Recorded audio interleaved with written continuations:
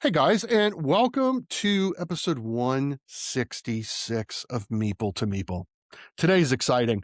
I am exploring something truly meaningful, the intersection of board gaming and mental health. A very important topic right now for all of us because so many of us, games are not just a hobby, they're a lifeline, they're a safe space, and sometimes they're even a powerful therapeutic tool. Today, I am joined by Luke, who you might know on Instagram as the board game therapist. Not only is he a passionate advocate for using games in therapeutic settings, but he's a licensed mental health counselor and he's a university professional. So he's bringing both heart and some serious knowledge to the conversation today. It is board games are therapy. Luke, thanks for joining. How are you? Gosh, PJ, I couldn't have done a better introduction myself. I am wonderful. It's the start of a new week.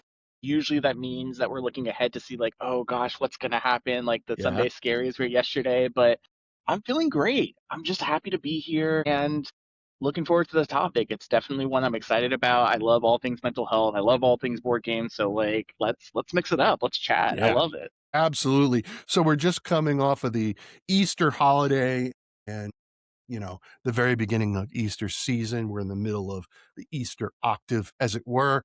And Hmm. just a little bit of housekeeping. Here's the surprise because I've been courting them for a really long time.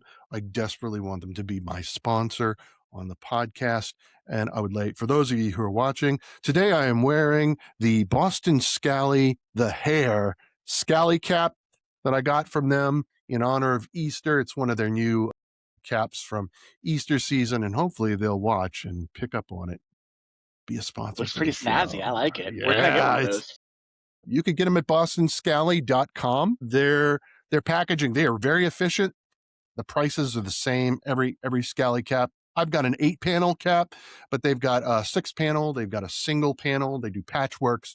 They're doing just some really great caps, flat caps, and you can get those at bostonscally.com. So if Boston Scally's listening, For the people with the larger domes like myself, how does it fit? Does they've it fit got nice? they've Is it got they've they got got the sizes, yeah. And perfect? not only Okay. do they, if you go to their website, not only do you get like let's say extra large, underneath it, it will tell you the centimeter Oh, so so you you can can measure measure it. ahead of time and they fit well. I'm kind of an in between.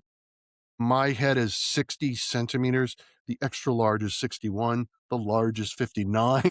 So I have to go with the extra large, but I'm pretty Yep. happy with it.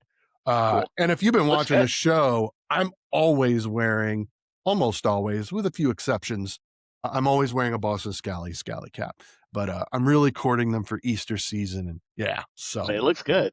so there we are. Also, guys, please hit the like and subscribe button. Give me comments. We'll and stay tuned for a great conversation about mental health and how board games are therapy. Luke, I'm going to start with this.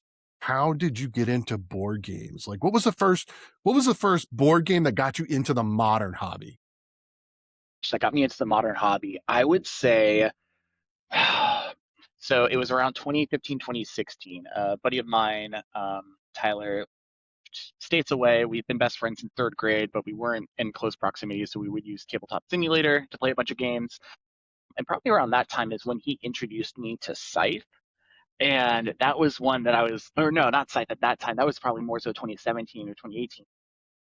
But that was probably one of the first where I was like, game is huge. Like, what is, I'm used to playing Sorry, I'm used to playing, Monopoly and all that and Risk, but like, it was monstrous. And then along with that, when he did come to visit, we picked up Aeon's End. And that was my first, like, probably honestly one of my first forays into mental health or not mental health, geez, board games. One of my first forays into deck building as a concept, cooperative play in board games. So it's checking all these different boxes of like, this is what this is what board games can be. This is incredible. He actually hates Aeon's End, so he did me a solid by introducing it to me, but it was actually like the stepping stone into some of the other ones for sure.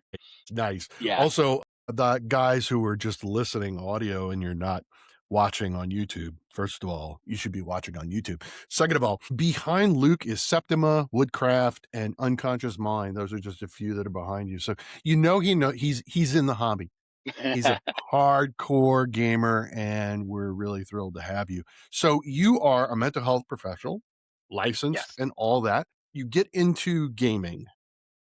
Did board gaming and mental health care, and if I'm saying this wrong, I will trust you to correct me on any of my verbiage. Did it seem like an immediate natural marriage, or did you like talk to me about that process of how you married these two together? Absolutely. Well, it it didn't initially, but coincidentally, around 2015, 2016, when I was getting into the hobby, I was also in my master's program for counselor education at NC State. And so basically the whole process is you get your bachelor's and you go get your master's and then you work a number of hours and then you get licensed and then you accrue some hours again and you get independently licensed for like private practice and things like that where you don't need a supervisor. So I was in my master's program at the time that I was also really getting into board gaming. And so coincidental, but it really, I don't think merged until probably a couple years back when I actually started my Instagram account, board game underscore therapist, where I'm sitting and thinking and, diving a little bit into tabletop RPGs in therapy, which is starting to pick up a lot of traction in our field. Absolutely, yes. Yeah, which is fantastic. I run a group now at NC State, and it's such a blast. So good. I could talk about that for hours. But board games specifically, I'm sitting in like, okay, well, like I play a lot of board games, and I recognize how it's helped me therapeutically and like my mental health and well being, and the ways that I spend time with people feels very different when I'm playing board games than when I'm like I don't know, texting them on my phone or, talking to them online or things like that. And so I started thinking more and more about, well, like how how do designers incorporate mental health aspects of things into board games, right? You think about like social development, you think about communication styles, you think about winning and losing in competition versus cooperation. And so that was really what got my mind turning a little bit more of okay, like how can I marry that with individual sessions or how can I marry that with group therapy and what does that look like or what could that look like? So that's kind of where the two started to mesh together a little bit just a couple years ago. So currently I'm so excited. I'm building my library at NC State. I'm just bringing in games from here behind me. Not quite Woodcraft, not quite Septima or Unconscious Mind, but bringing a couple in. I actually just got a copy of Sorrows from Tangerine Games, and I'm bringing that in. So it'll be a good like group trick taking competitive game. So that's kind of where I'm at with it. Okay. So let's talk a minute about, and we touched on this, you and I, yesterday before Yeah. the recording, or maybe it was the day before, whatever. So recently, and part of my motivation for having you on is our good friend Dennis, the ordinary board gamer, kind of had an experience where he posted that he had sold a copy of Brass Birmingham, Mm, uh, but he had never played it. And someone had posted in the comments that he's not a real gamer because he sold a game he didn't play. This is all and it got out of hand. I mean, the comments went back and forth. It was ridiculous, right? Now, this is contingent upon, because then there became this argument about facts and opinions. And I think that a fallacy that this individual, the bullier, I don't know, the was that Brass Birmingham is currently the number one ranked game on Board Game Geek. And I think the fallacy is this: BGG is not objective, and it's not a standard or an authority. mm. Now, does that means that, okay, of course I check BGG for ranking and Right. information. It is Yep. an amazing Yep. database that gives us access to the information we need about board games. The ranking, though, is subjective. Therefore, it Exactly. is, and it's constantly in a state of flux. So although I did not post any comments, my comment to this guy, this individual, would be, "Hey, Gloomhaven was number one for a really long time. Before that, it was Twilight Struggle, so this Yep. shouldn't matter." Okay, so why are we talking about this? I think a good starting point for this conversation is about identity and not necessarily what does it mean to be a gamer, because believe me, you could just go on Instagram and everybody's telling you it Everyone's got, doesn't yeah, matter. Yeah. exactly. But it's just really interesting, this phenomenon, and it's existed for a long time, of gatekeeping. Um, and it doesn't seem to be very constructive. And I really wanted to get both your opinion as a gamer, but more importantly, your opinion as a professional, licensed therapist who could speak to this identity attack. I don't know if that's the right Yes. word. Yeah, Whatever. It's an interesting phenomenon, and I think it's one we should talk about so that we can, not that we're going to solve it in this conversation, but step one is admitting that we've got a problem, right? for sure. Absolutely. Yeah. So I'll trying to think through how I want to specifically respond to this, and I'll go therapeutic approach No. last. Okay. So hang tight. But initially, I mean, like, that's so stupid. It's so dumb. Like, I don't know. I don't have any other words for it. And we see it in every hobby, right? Like Yeah, we see we it do. in gatekeeping in every field, whether it's sports or gaming, online. Oh gosh, video games. I played League of Legends before I got really into board gaming, and talk about gatekeeping. Like, my gosh, it was terrible. And so yeah, we see it in so many different fields, and it's really unfortunate that there are these people who push others out instead of inviting in, because then that's what makes the hobby so niche, right? We have a stereotype of World of Warcraft players from the 90s and early 2000s, and it stayed that way because people were jerks and people weren't including other people, and there wasn't good representation and diverse representation. And so it almost like was a thing that beget itself. Like, they people wouldn't invite people in, they would exclude, meaning this hobby population stayed roughly the same.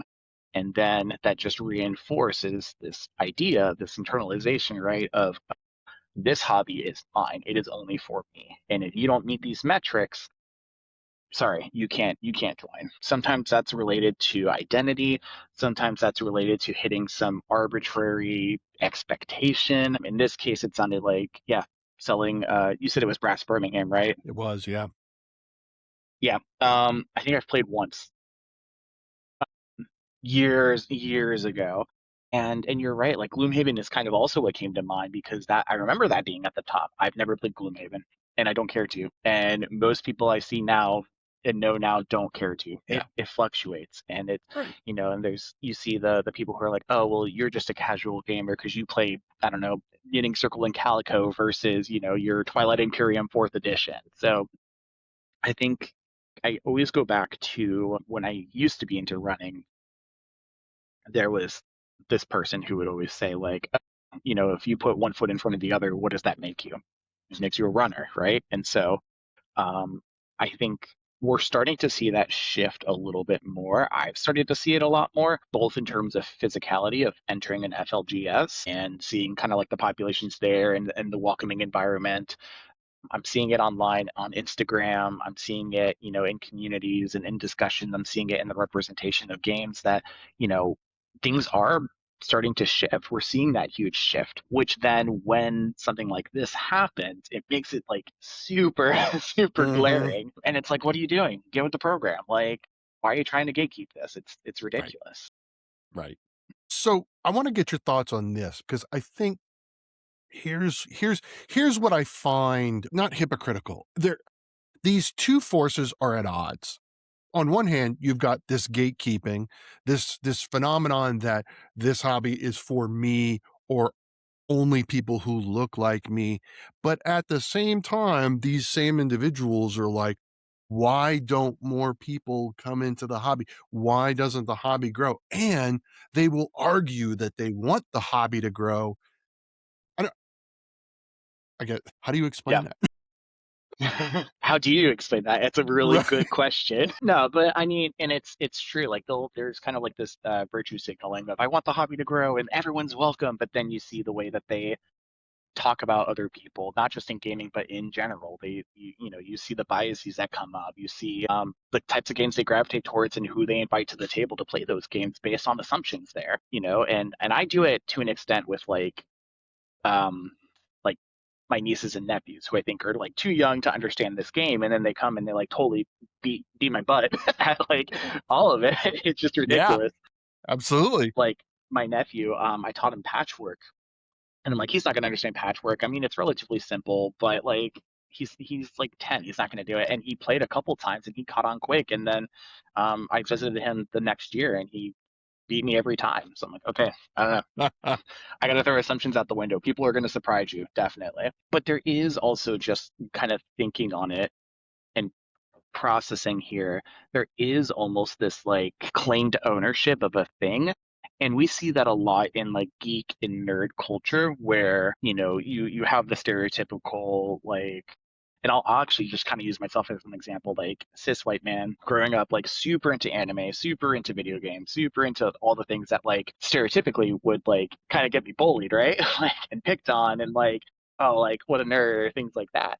Super into Weird Al and like all these kinds of things. And so, but now we're seeing this shift where like everyone's into anime and everyone's into board games and and it's just like expanding. And I think when you have this internalized, like, I don't know, like being beaten down and that message of like, oh, you like these things, that makes you a loser, and you're internalizing that, there almost is this like resentment and bitterness of like, how dare you now like the thing that I got picked on as a kid or that I got picked on going back whenever. And I think some of that can come out for a lot of folks who are trying to gatekeep even unintentionally, and especially if it's someone who doesn't like look like a gamer, so to speak. And does that make it right? Absolutely not. But I think there can be a little bit of that internalization that kind of shows itself there when people get a little triggered about people coming into the hobby. Sure.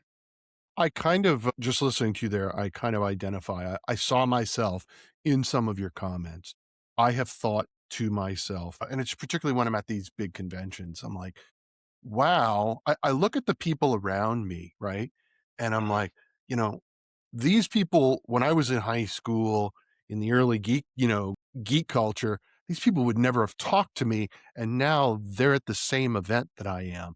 Yeah. And my immediate emotional gut reaction is, "How dare they?" But I quickly, you know, pivot, and then I'm like, "Wow, that's really great." So my question to you is, so what advice do you have to someone who may be struggling with those very feelings, but they want to do the right thing? Like, how do you process it? How do you deal with it? What are your thoughts? A joke slash serious answer and then an Sure. actual serious answer. The Okay. joke slash serious answer is go to therapy. That's what I'm here. Like just go to therapy. But that also kind of translates then to my serious answer, which is talk it out. Like find a person who you feel like you actually can trust. That can be a therapist, that can be a pastor, that can be a friend or a family member or a coworker, and really name that, right? Like name the fact that you're like, hey, I'm having these feelings come up. I saw Derek at this convention and like that guy was a total jerk to me. Like, what's he doing there? Like, he's in the games now? What a poser. And I think as you say these things out loud, you start to then hear yourself a little bit. I have a lot of clients in session who will say a thing, usually like something that's self deprecating or something that's like really realistic. And then as soon as they say it, they're like, that doesn't sound right. Or that doesn't sound good. And we kind of sit in the silence with it, right? And that's because we as humans, when we learn, we are visual learners, we're auditory learners, right? Like that's why it's so good writing notes. That's why it's so good hearing things said back to you. That's just how we process information. And so if you can say these things out loud and acknowledge, hey, I'm having these biases, or hey, I'm having this uncomfortable feeling when I go into NFLGS and I'm playing with people and I have like I don't know, some gatekeeping tendencies there, you can really kind of check yourself on that one. And someone else can check you too. I think there's so much of a backlash, especially online, of like, how dare you gatekeep and like, we don't want you if you're going to be this way and things like that, which, I say that like being so for real. And how do we meet and kind of let this like validate that person's feelings, right? Of like I'm gatekeeping because of these things that are coming up for me, and don't gatekeep. Like Right, everyone can right, be here, and let's call in and let's make sure everyone has a seat at the table, kind of a thing, kind of mentality. So yeah, basically talking it out, hearing people out, and kind of having that conversation there. Now, if someone is not willing to do the work and is just like foot down, this is it, then we don't have to be a part of that. Like we don't have to join them in games. We don't have to join them in discussion. We can choose to not and go and be with other people, and that's okay. right. So, for everyone who's listening and they can't just all go to therapy in the moment because they're too busy listening to this conversation. Right. So, what advice do you have for like the general populace, those of us in the hobby who see gatekeeping or bad behavior, whatever it is? Because, how do we combat that? You have any like general advice to anyone who's really wants to make things better and be proactive rather than just kind of quiet? Yeah, we're seeing this a lot more as far as just creating the events that you want to see, right? Like if you're wanting to like do the opposite of gatekeeping, that would just be hosting more events. That would be inviting everyone in. That would be if you're going to a convention, start a group chat with people. I taught Luthier twice in one weekend at Tantrum Con because there were two separate groups of people who really wanted to play and their timing just didn't line up. So I'm like, let's do it. I will play that game twice. That's okay, and it's just to make sure people have a good time. And that doesn't just mean, hey, um, let's set up an event and I'll just kind of sit there. It's being excited, it's being engaging, it's drawing people in. Uh, and that might take a little while. I definitely have had events where no one showed up. Uh, Oh yeah.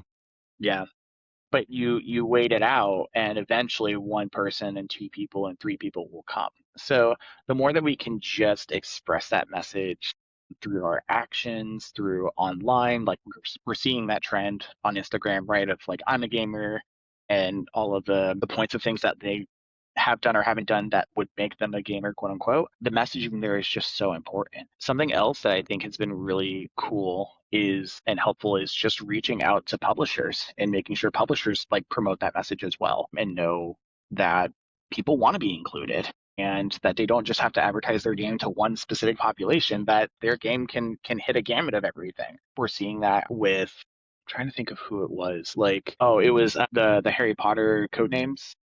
And Yes. yes, and so like the kind of just this discussion of like what feels appropriate, what doesn't feel appropriate. And so, if we're trying to gatekeep, like we just kind of sit back and let that happen. But if we're trying to make sure everyone's included and can feel included, then you gotta poke the bear a little bit and push back on that and advocate, Right. especially if you're in a position to. So Yeah. those are very vague in general. I can go a little bit more Yeah. specific, but that's kind of what initially came to mind for me.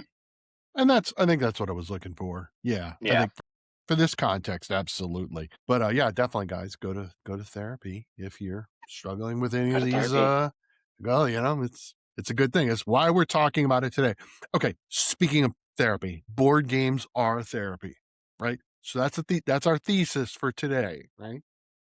Yes. Do you have any specific board games in mind that really kind of bring home some of the things we're talking about and whatnot? And before I answer that, I actually also wanted to say if anyone is actually interested in therapy and wants to know what that looks like, how to find a therapist, is confused about the way that insurance impacts therapy, what does a therapy session look like? How do you feel? All the things, like, please message me. I am more than happy to sit down with someone and talk them through everything.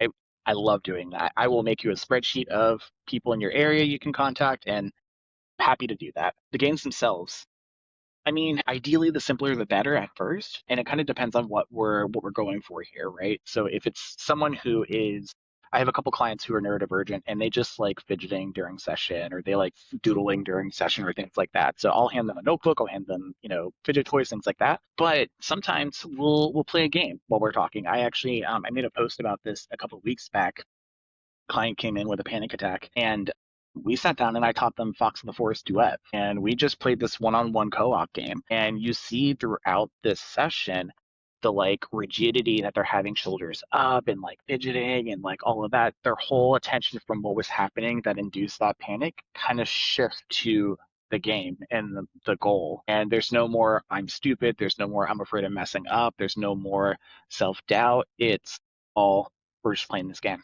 And I think the more that you can focus in, that's why simpler is better because you can focus in on a goal. Ideally, co-op games are great too. So in individual session one-on-ones, Fox and the Forest Duet, I would say like Sky Team would be a great one. The Mind is a fantastic game to play. So that would probably be my ideal. In a group setting, that then depends on what you're trying to get at too, right? Are we Sure. trying to talk about and learn about nonverbal cues? Because again, the mind or the crew. Are we trying to get communication going? In which case, we might look at monikers or we might look at concepts, kind of these like charade-esque games. Are we trying to get competitive with things? And in that case, we could kind of ramp it up a bit and go like a terraforming Mars, or you know, we could do a Kinfire. Oh, where are you? Kinfire Council. Kind of these like co-op, but like maybe not co-op kind of games too. So it really depends on what you're looking for. I think as we've this is also kind of like a gatekeeping subject for me, just because we think of play therapy and art therapy as like kid stuff, right? Like give the kid some paint and let him paint on finger paint, and what he's drawing is revealing his like deepest, darkest thoughts or whatever. And you know, we're kids at heart. Like we carry that through with us. Like we play, we nap, we enjoy silly things. We bring all that with us. And so the play doesn't have to stop, the music doesn't have to stop, the art doesn't have to stop, and games are just an extension of that. And so whether it's learning how to communicate, whether it's learning how to lose, whether it's learning how to win, learning how to cooperate, learning how to have differences of opinion, of how to approach a strategy, all of that is relevant with gaming. So I kind of derailed a little bit there, but those would probably be the games that come to mind for me. Give me a second, and I'll kind of think through what I have on the shelf right now in my office, and I'll get back to you on that one. I love I love that you gave me another reason to love, Mhm. support, and promote cooperative games. Because cooperatives, man, they're like my favorite, They're the game. and They're so good. They're so but they're good. the game that get poo-pooed on by so many gamers, right? Because everyone's Yep. like competitive, and social deduction's the thing, and there's a time and place for all of it. I'm like, cooperative games are great, but yeah, Yeah. so I No. love you Yeah. gave me another reason. Oh, Yes. I'm down for co-ops anytime. Like throw them at me. I My partner and I, love we good love co-op. playing. We love playing Kinfire Delve, and we're doing Kinfire Chronicles right now, Nightfall, which I know is one of Dana's favorite games, Mhm. and she's 100% right. That game's fantastic. It's so good. My wife and I have just experienced Delve, and Okay. we enjoy that mechanic. We've been playing Delve. We're really enjoying that. And I'm really wanting to get into either Council or Chronicles because everybody's talking about it, and I feel like I'm left out. And now I know the hype is real. It's worthy. Yeah, it's Delve is good. I like it with the bonus, the are you supporting me kind of mentality of it. These dogs, I am so sorry. That's okay. That's There's okay. someone who knocked on the door, and AT&T knocked on the door. Of course. So they have Of now course they left. did. They of Yeah. course. That's okay. All right, I'm sorry. Give That's me okay. one No, quick it's second. it's totally fine. It is totally fine. Like I said, the automated intelligence will pick up on this, which is why I'm talking about it to help Yeah, it. And it's gonna be like, do you want to cut this out? We'll cut it out. It'll be you're gonna be great. like, yes, please, yes, please. Yeah, it'll be totally fine. But yeah, so one of the other things, so that, again, thank you for giving me another reason to promote cooperatives. But we experience this all the time, right? We tell someone who's not into the hobby that we enjoy board games, and you get one of two reactions, right? You mean like Monopoly, right? We hear that all the time. Or board games are just for kids. Exactly. And okay, yes, It but can be. no, both and, right? It's both and. Exactly. Yeah, it's really interesting, and we all experience that across the hobby from people not out from outside the hobby, and then I'm like, "Well, let me teach you this game," and boom. Right, and find out. I had a friend who, I got them into the hobby, and I was like, board games are so great. Like the art is so cute and pretty and like beautiful, and they're like, how can a board game be beautiful? And then I showed them Bunny Kingdom, and they're like, oh my gosh, like you're right, this game is cute. Like I love this. And even like one of actually going back to your first question, one of the first games that I played in modern board gaming was Fuse. I went to a meetup at an FLGS and like the OG Fuse and just kind of stacking these dice and trying to get them in the rush of it all and playing, and it's just like it mixed like a party aspect or element to like really strategic thinking because you're like who's taking which dice when. And I don't know if you've played Fuse before, but it's you're kind of just like disarming bombs, and the bombs are cards, and you roll some dice, and you decide who takes what. You have to have like certain color dice and number dice matching certain ones. So there's a lot of strategy to it, and you have to be quick. You can't be like, if it is it okay if I no worries if not if I like you got to go in, but you also can't take everything because if you take everything, then your team loses. So Exactly. yeah. Exactly. So I was thinking about in preparation for this conversation, I was thinking about like, okay, so how everything's going on around us right now is just there's just no other way to put it. I'm about to surprise all of you. I don't know how else to describe the environment politically, militarily, socially, whatnot. It's a shit show. I'm sorry for that, guys. That's the reality. So, how do we cope with that? My go to comfort is Star Trek, right? Mm, I just I will rewatch the Star Trek movies till I'm blue in the face just to, you know, kind of calm down and a little bit of mental self and emotional self-care for yeah. me. Is there a do you have a go-to board game? I know I just brought up a television series or something, but do you have like a go-to board game that's kind of like a I guess we could call it a comfort there's comfort food, why not comfort game, right? For You know? game, Yeah. So that's a good I one. have one of those too, and it's gonna come as no surprise to anyone listening. It is I my think I know what favorite it is. game of It's the one all you mention all time. the time, right? Yeah. Yeah, right? It's Obsession by Dan Halligan and Kayenta Yeah. Games. It's so that game has like just became a comfort, right? Like first of all, it was just great, and obviously you've all heard me talk about it for so long. And I've had people go, what's the big deal, right? Like people have challenged me, it's not that great a game, or it's, whatever. But it's become a comfort. And it's the only game that I play solo because Mm. I don't play solo games, but I didn't think I didn't know you could play that solo. absolutely. Yep. And it came in the base game. I think the thing that's so appealing to me about the solo variation to the game is you take your turn and then you roll a d20, and then based on the dice roll, this is the thing that happens. And it can be simple as remove Okay. tiles from the market, and that's it. You don't have to control your opponent.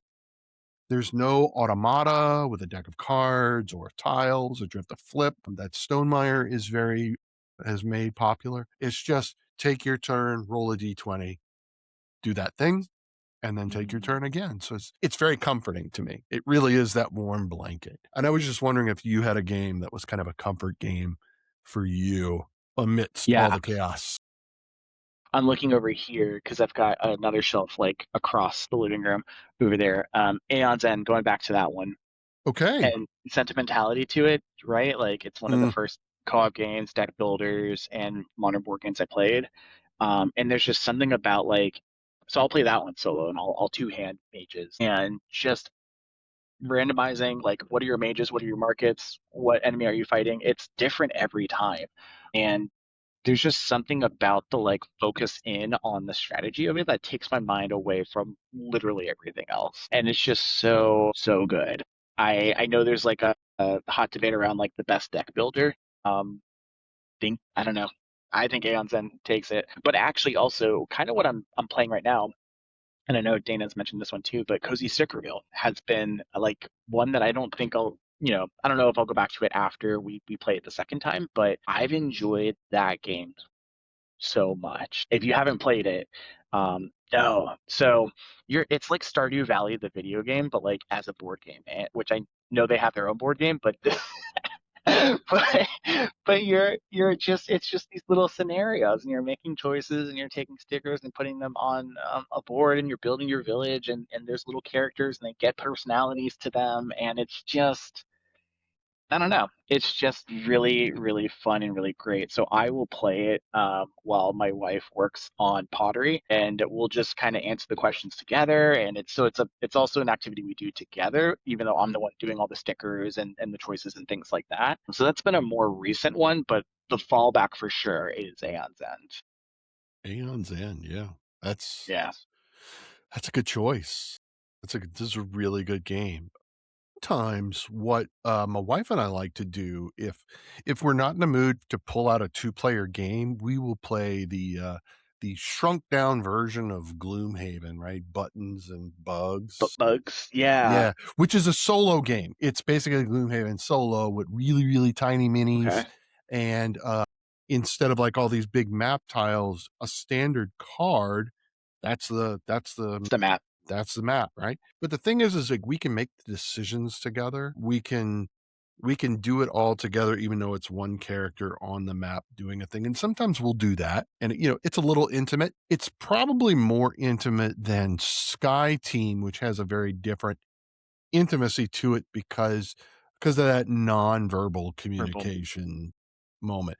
Whereas in Gloomhaven Buttons and Bugs, it's like it is intimate because we're making the decisions together, we're moving, and we're doing everything as a team. Not that you're not in Sky Team or other games, but yeah, and that intimacy and that nurturing of that intimate. That's a game that definitely nurtures intimacy between the two of us as a couple, Mm. probably more so than any other game that I can think of, right? Yeah. Because there's other games that are competitive in nature, Yeah. and like we'll play it over and over because maybe one of us is really good at it and we just want to be able to beat them once at this game. Yeah. Yeah. And Sky Team certainly does a little bit, although Sky Team was rocky. I struggled with Sky Team in the beginning as an extrovert who loves to talk. Telling me I can't, that's hard to get my brain around, right? Because it's not how I function. And so the first few games, like we took a hiatus because I had aggravated my wife so much because I struggled with that. I can't, I can't talk, Yeah. but it's cooperative and I'm supposed to work with you, but I can't. I can't talk. Yeah. My gosh. Oh my gosh. It's tough. It's tough. Now it's one of our regular, weekly games so yeah. Yeah. Have you played Regicide? I have not. I have Oh, not. that's also a I good actually one. don't know that I've kind of heard about it, Yeah. but tell me more. Yeah, so that's probably also a game I would bring to therapy because you can use any 52 card deck. And Okay. so you're fighting through the jacks, queens, and kings, and each suit has their own special ability. So you like the diamonds are like drawing from a deck to refill your hand. The hearts are reshuffling the discard pile into your deck, so you have cards to draw. Spades are shields, and then clubs are double damage that you're dealing to these like as you go from the jacks to the queens to the kings. So you all, the players, are cooperating together to fight these people, but you're not allowed to say what's in your hand. You're not allowed to say like anything other than like hey, I think I can take care of this guy. Like even that is kind of a stretch. So you might have struggles with it from the communication aspect, but it's just a fun game of kind of just seeing how far you can get through this. It's hard. It's really hard. I have not played the legacy version yet, Okay. but I've heard really good things about it as well. So I'm going to ask because it's behind you on the shelf and I'm really curious. Is Unconscious Mind? Yeah, Yeah. I have a feeling this is going to be one of your favorites, but it seems to yeah, me like it's like Mental Health, the board game. yeah. Pretty much psychotherapy. Yeah, tell me about the game and tell me your thoughts on the game and why I should or should not play it. Yeah. So, Unconscious Mind is basically you are playing as one of four actual historical psychotherapists, young Adler, forgetting the other two at the moment, but essentially you're Freud's proteges. You're following him around Vienna. Okay. Okay. There's like sort of mini games to it, kind of like if you've played Endless Winter and there's like different components of like maps and things like that, or boards rather.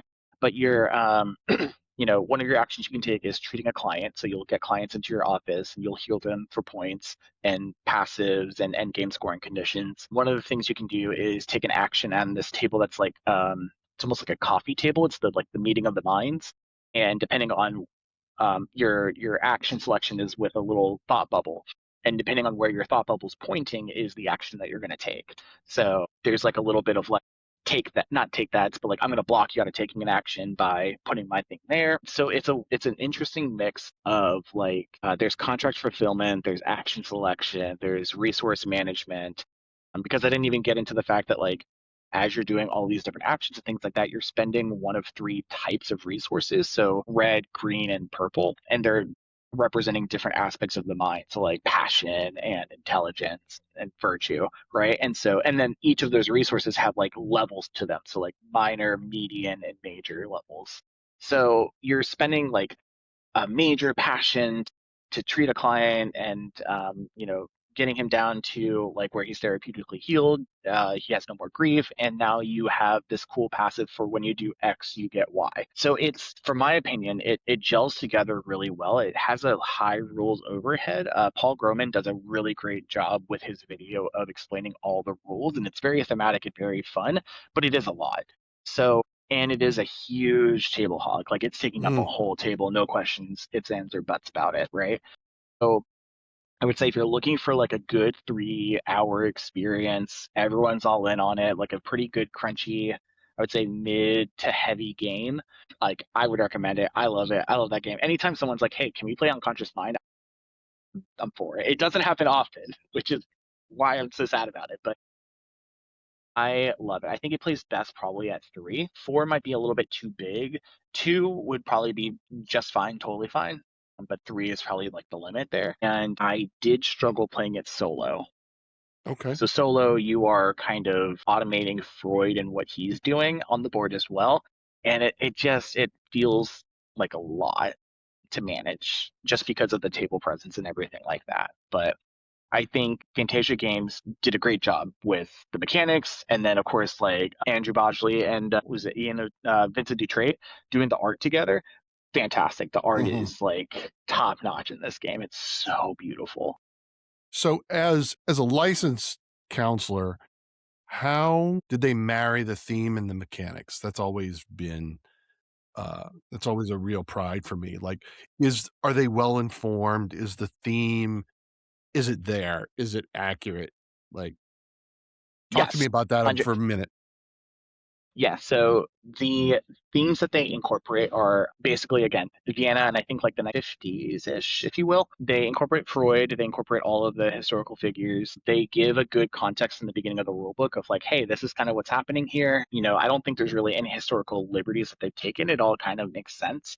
They talk about treating clients, and there's no like diagnoses or disorders that they have necessarily. There's a client that has grief points, and you have to knock down the grief points. When you get it to a certain point, it removes a translucent layer, card that's on top of them that has like all these like wavy rainbow colors on them, and that's their grief layer. So you're basically healing a client's grief, and so you remove the grief, but they're still kind of like struggling a little bit. So they're still in your office until you get them all the way down to zero, at which point then they're cured and they leave the office and things like that. So I would say it's pretty thematic when you think of therapy at the time, which was based in psychodynamics. So like your Freudian slips, look at this ink blot and tell me what you see. The free association, which is just say things out loud, and eventually you will get to the point of what you're trying to, or what's bothering you and what's agonizing you and things like that. So I would say it matches the theme pretty well in the healing clients aspect. The action selection totally makes sense. You know, you're sitting at this table and talking ideas, and the ideas are your actions themselves. So that totally makes sense. You have like a bonus resource called coffee. It's just coffee. I don't know why I said called coffee. It's coffee. And you spend the coffee to like increase a resource or move it to a different factor of your little resource wheel, which also again totally makes sense. It is on par. I think it's one of those where if you're a therapist and you're playing this, you're like, oh, that's clever. I like this. Oh, okay. Yeah. I see what they're doing there. That's cool. And with anyone else who's not a therapist playing this game, they see like a big therapy-esque psychodynamic game that's like Right. typically portrayed in media, but there's no like jabs at mental illness. There's no like this person's crazy or anything like that. I think it does a really great job with the fantastical elements of therapy without like punching down on mental illness in any way, shape, or form. Right. Right. I love that. That is really important to me is when a designer is able to marry the theme and the mechanics together, Yeah. which doesn't always execute. No. Sometimes we'll get a game because we're attracted to the theme, and then we play it and we're like, huh, okay. I could strip the theme away and then I will play this game the same way because I need to play this to get points. I need to do that to that to that to that. Exactly. And Exactly. even my favorite game of all time suffers from that. And if you don't embrace the theme, then of course the game falls flat for you. So yeah, so I really enjoy that, you know. Yeah, and that's I mean that's a whole other discussion of like theme versus mechanics because I think for me unconscious mind is like top tier and I have friends that have played it. They're like, I mean, you do X and get Y, just like many other Euros, right? So Right. for some it does kind of fall a little flat or it's the same thing. But for me the theme and the art like really amplify it up to the next level. And I think everyone, there's no right or wrong. We're not trying to gatekeep here. We're just trying to, Right. you know, play what we Right. like. So Right. full circle. Here we go. Exactly. No gatekeeping here, guys. Be cool. That's right. That's how we get more people into this hobby, which ultimately is what we say that we want.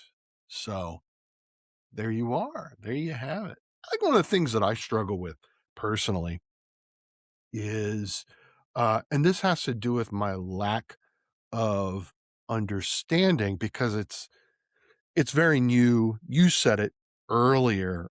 One of the things that this hobby attracts is neurodivergent individuals, Hmm. which, 10 years ago, no one was Hmm. neurodivergence was not even a word in our vocabulary. And No.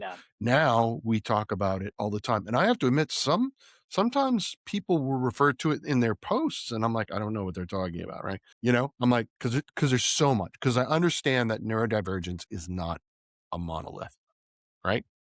There's so many yeah, huge spectrum. The big struggle for me is it's I'm an extrovert who is neurotypical, is that the right word? Neurotypical? I am not neurodivergent.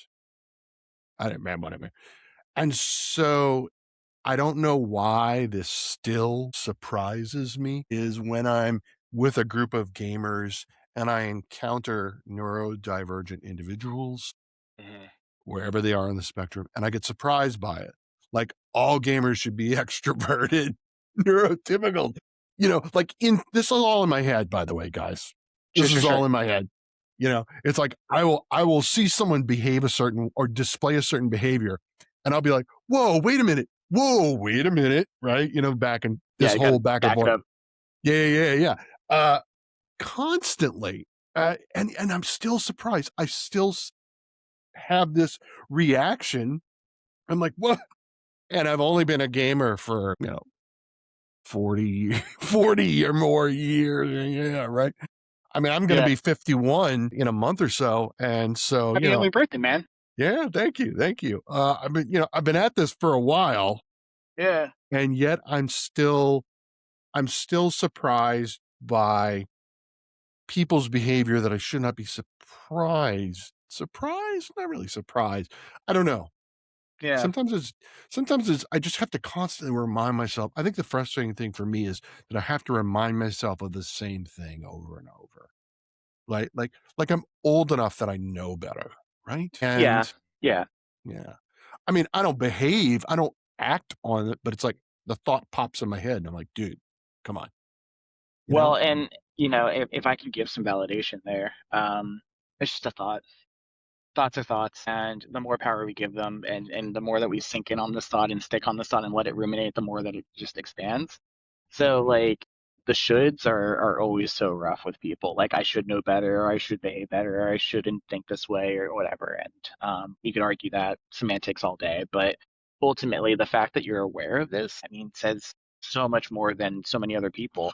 It is, we're seeing this more and more with like the social media trends and pop psychology, but also just people being more open about um, mental health conditions and, kind of just the way they show up in the world and advocacy for proper assessments and testing and care and all the things. And so, it's interesting to think while you were talking, I'm like, oh yeah, like we are seeing like more discussion around autism and ADHD, but then I'm also thinking like I remember back in gosh, like after when I was a teenager, like after church, we would go to our youth pastor's house, and the adults would play like 6 hours of Risk. And I'm like, huh, like, and like every weekend, like clockwork, and they'd have a trophy and everything. And I'm like, there's like a sense of hyperfixation or like an absolute thinking that like requires someone to play Risk for that long, that often, in my opinion. I don't know, but it so like it's all that to say I feel like it's always been there, like we've seen it, it just didn't have a name, or there was a lot of masking or all of that. And so it's really cool seeing like again the representation and the way people are showing up and everything. My wife is asking to say something, or and if that is okay for her to do. Sure. If she wants, yeah, absolutely. All right, Autumn, come on over real quick. It's like being left-handed. Like there used to be a huge stigma about being left-handed, and they were Yeah, used into not using their left hand. So that's a when that went away, tons of people were actually left-handed. right. You see a huge jump in the numbers. It's Yeah, not because they weren't there, yeah. it's because they didn't have the ability to express that. That's a really good point. PJ, were you able to catch that? I caught it, but just in case, repeat all that for anyone listening so that they didn't hear what she said. Yeah, so Autumn had said that it's like being left-handed, where there was a huge stigma against being left-handed, right? It was harder to find left-handed gloves and scissors and things of that nature. And then, once that became normalized and that stigma reduced because people are talking about it, there's more access to all of these different things. Turns out bunch of left-handed people exist. They just either had to assimilate to right-handed items or not say anything, or whatever that looks like. And actually, like that just makes me think too, back to the board gaming and my discussion about anime and Yeah. Weird Al and all these different things. Like now that there's this discussion around, hey, it's okay to enjoy these things, we are seeing more and more people say, actually, like, this is pretty cool. I would love to learn more about this, or I'd love to engage with this more. And maybe that interest was always there. That person just might have not felt like they could engage in it because of the stigma, the gatekeeping, the representation, whatever it might have been. Yeah. I think I said that I have these thoughts, but I don't act on them. That's not entirely true because this podcast is an action and a behavior that is mostly motivated by these thoughts that I have. It's so important. It is so Yeah. important to me. I'm trying to nurture a positive message of community and create a safe space for a neurodivergent and neurotypical and across all of these spectrums, because there are more than one, guys. Uh-huh. Uh-huh. So, my thesis of this podcast, there is in fact one, is that in order for us to have unity across the community, across our country, and across our globe, we have to embrace diversity because unity cannot exclude anyone. And I have seen throughout my life where I have failed. This is why I'm here. Yes, I love talking to people. Absolutely. My personality gravitates toward this. But the thesis of this podcast is for this everything we just talked about for the past almost an hour now, right? Yeah. I love that. I love it. Yeah. I'm speechless. I'm just sitting here processing, taking it in. It's so good. It it is so important, and I think that speaks to just the breadth of individuals you've had on this podcast and talking through all of the different topics, but also the way that these people show up, introverts, extroverts, gender spectrum and sexuality spectrum and all these different spectrums of identity and the way and the types of games they play and what gets them excited. PJ, huge props to you. I know you weren't fishing for it, but that is like your dedication to this 166. Are you kidding me? Like that I that's know. wild. That's wild. I know. I That is know. care. That is love, and I love it. And, so in a lot of ways, each episode, all of these conversations, this is my therapy, right? Mm, This is my self care. There are a lot of people who don't know me, who don't know my podcast exists. I don't have the big numbers and the big following, and I'm not doing it for that. Do I yeah. think about it? Yes, I Yeah. do. And I'm going to be honest about it. And anyone who says, oh, I don't care about the numbers, yeah, that's just not true entirely.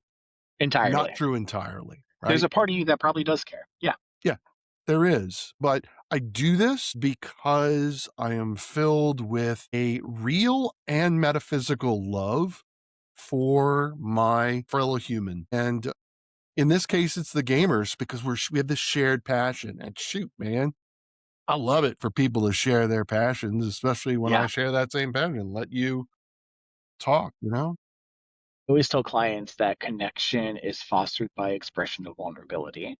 We Mhm. cannot get past surface level unless we are sharing things about ourselves and whether and Yes. that can look people think like, oh, that has to be trauma dumping or trauma bonding, and it's like, no, like talk about the things that excite you too, like talk about the Hmm. things you're passionate about, talk about your ambitions and what you wanted to be as a kid, and where you want to be in the next 5 years, and why you wake up in the morning. All of those things are so important and help build that connection in that community. Yeah. Yeah.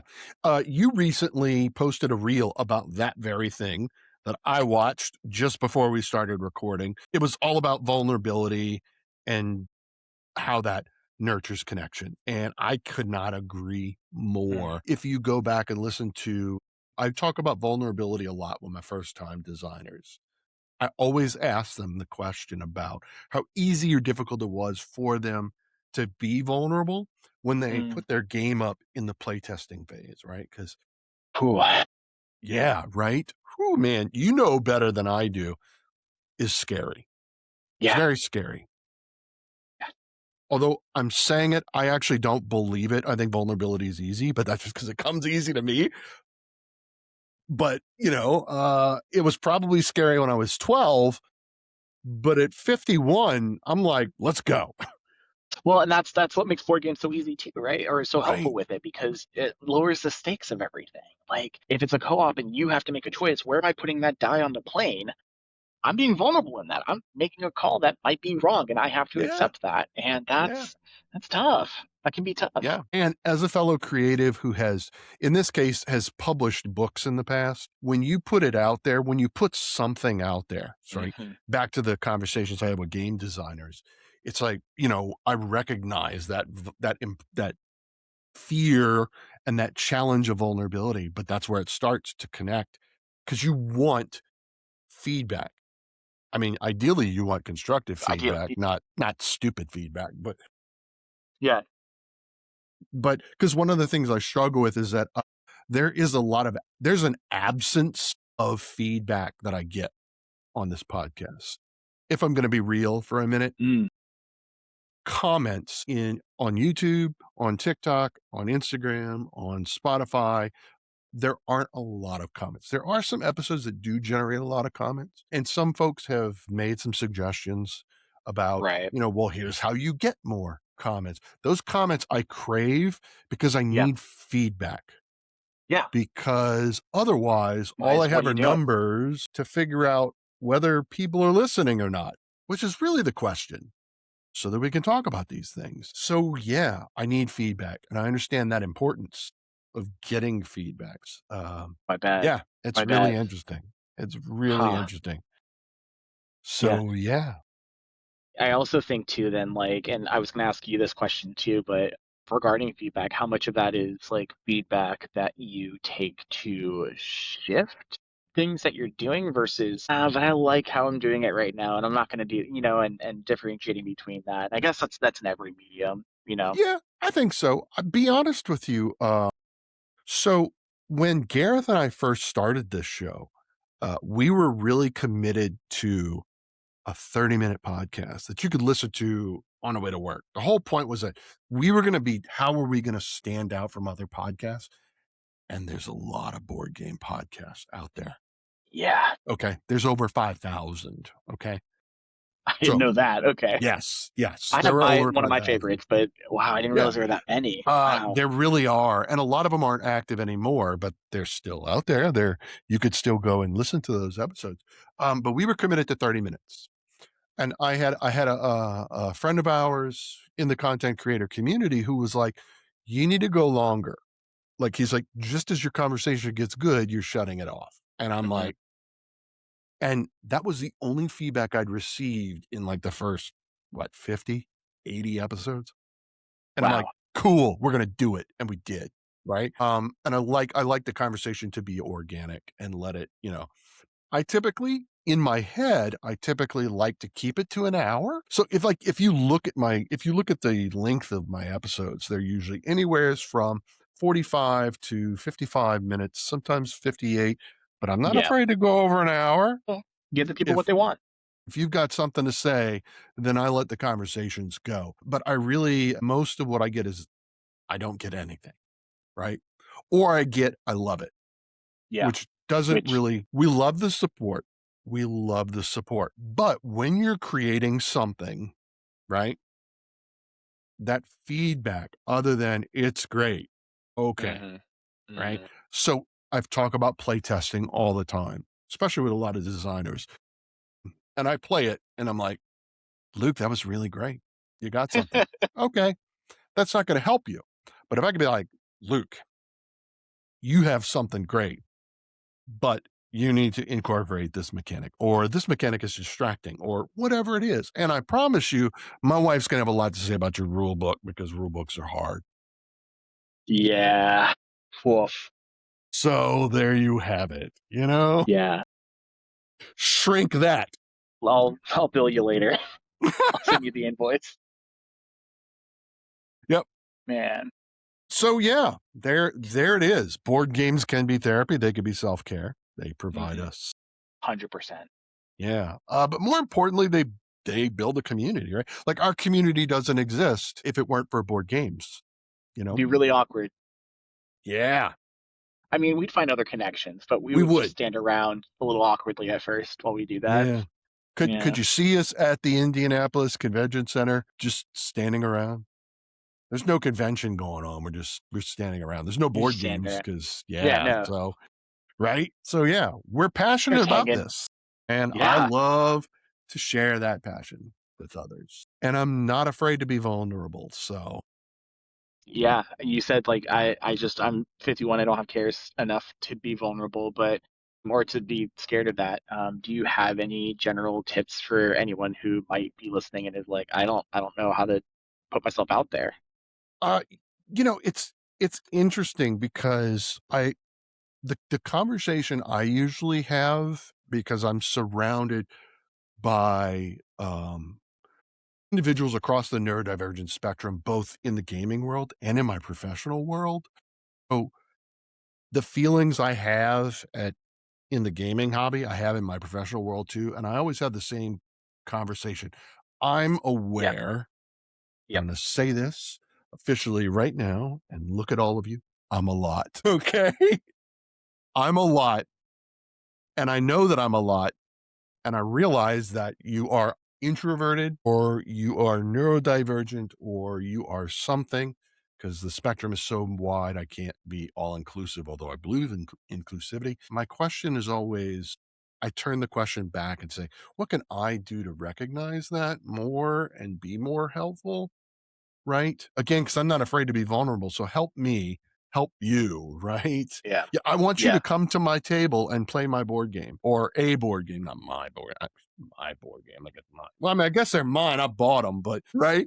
So that's usually. I don't know that I have a lot of tips for how to be more extroverted. You know, we talk about in books, in TV shows, in movies, in conversations with friends. You hear this all the time is if something scares you, you should do it because of that fear and you won't be afraid of it. I know that's simple. You've probably said it to clients before. Talk to people. Yeah. Usually what Yeah. I tell folks, if you're at a gaming convention, go up to a table of strangers, do it once Yep. and just Just let once, it be. at least. Let it Yeah. let it be awkward. Let it be awkward. Okay. Just let the awkwardness just kind of, you know, just let it kind of just be and you get better, right? I think it's like anything else, you get Yep. better with practice. Yep. 100%. I was awkward. I wasn't scared, but I was awkward. I didn't I'm always so know how to awkward. talk. I didn't always know how to talk to people, okay? But I'm also hyper aware. Like I said, I'm also aware like, ooh, I am making this person uncomfortable. Or so I'm a big believer in reconciliation, okay? And I constantly feel like I have offended someone or I've crossed a line or I failed to do something. Like I feel that all the time. Okay. And that's a me problem. Yeah. That's a me problem. Yeah. But when I learned that I did actually upset someone or hurt someone's feelings or failed to do a thing and I didn't realize it, okay, here's the thing. And this goes back to extroversion, right? This is why it's important to be vulnerable and and share yourself with others and make those connections is because if someone wrongs you, and wrong you is kind of a strong word, but if Subjective, someone but yeah. wrongs you, if you don't make them aware of that fact, you are robbing both yourself and the other person of the opportunity for reconciliation, 100%. you know? We're not mind readers. We can't fix a thing if we don't know the thing's broken. Yes. And that is a really good point. I tell that to clients, and on the kind of adjacent to that, a client who might say like, I really struggle to reach out to people. I don't want to be a burden. They got enough going on. My thing's not a big deal. All of the things in one, right? And so I'll typically ask like, okay, when you do something nice for someone, like you get them a gift and they get really excited, like how do you feel about that? Like, oh, I love it. Like I love when they enjoy the thing I gave them or the favor I did for them. I'm like, cool, because there's a part of us that does it a little selfishly, which isn't a bad thing. Like we like to feel good because we help the people we care about. And they're like, oh yeah, like that totally makes sense. I'm like, cool. Why wouldn't you give someone else the opportunity to feel good by helping you? Yeah. And Yeah. that usually kind of gives them a pause for a second. And I'm like, and granted, they might say no, they might say they can't, or they might say they don't want to, or whatever that might look like. But you're putting no in their mouths, and people can surprise you. Mm-hmm. Yeah. Yes. Yeah. So that's So fun. that's fun. That's therapy, Yeah. baby. There you go. See, there it is. There it And is. what better therapy than board games? I mean, come on. Tell you. Come on. Come on. So good. Luke, thank you so very Yes. much for your time, for your willingness to be vulnerable and share your thoughts with me today and with all of my viewers. I Oh my really gosh, BJ. enjoyed this. This is It's been great. so fun. It's been a blast. Like I'm looking at the time and I'm like, how has it been this long already? Like I feel like we Mhm. just got started. Let's make it longer next time. But go more. It's yeah, I could talk board games for hours. I could talk therapy for hours. And again, you just make things feel so comfortable Thank and you. organic. And it's just been a pleasure. Yeah. And Well, thank you. I really appreciate you having me on and just chatting. Thanks. Thanks, guys. Listen, again, like and subscribe. Hey, comment. Here's a question for all of you. What is your comfort board game? That one board game that brings you comfort. Post them in the comments on whatever Yeah. platform you're listening on and let us know. And we would love to hear that from you and share those conversations because it's all about connection and vulnerability. As always, be kind to each other and let's play more games.